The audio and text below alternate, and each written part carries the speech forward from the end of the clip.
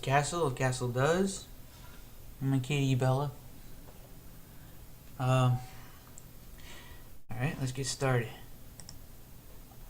Alright, so one of the main changes that I wanted to do to this area is to have a mud, like a dark blue tint, a little bit of a blue, just like a touch of blue, but very dark mud. Something that is drastically different from the sand in every way. And when I ended up doing this, even though this was in my area, I didn't realize that this ended up affecting one of the other designers when I changed the material. I did everything. I tried really hard to make sure that it was known that I was planning on changing the material. But it's just one of those things too. Is communication is always so important, and I guess I didn't communicate enough. I should have spammed to make sure, hey, anything in this range, this is the range that I'm within. I'm going to be making lots of changes to these materials. So I also got the cool blue coral, badass coral material, and now I also replaced that blue moss with a orange variation of one of the materials that already existed. So I'm really kind of I'm pulling things together at this point and kind of getting what I want. But there's lots and lots of tweaking to be done still. So I think at this point now I'm starting to get pretty comfortable with the number of different materials that I have. So now I have to start thinking about applying lots and lots of the models. There's coral models that go on this blue coral texture, and there's a variety of them. There's 3. I use a special function that's called grass, which is typically what grass is, and it applies on the actual material that I'm painting. But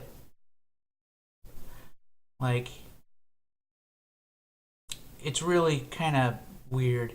See, in most engines these days, they might have the ability to do it through material, but in COD Radiant, and I believe in Unreal 4, you're allowed to just paint the models themselves. You're allowed to paint them onto the surface without having it be dependent on the material, which I think is actually ultimately a lot better. Not only are those models something that I can come in and be like, oh, I don't like this tree, and just delete it.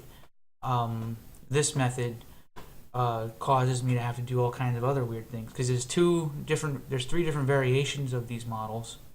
So I end up having to make 3 materials that look exactly the same that have the different models applied.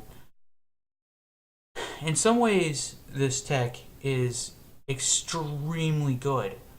When it comes to just making organic areas, it's why do it any other way?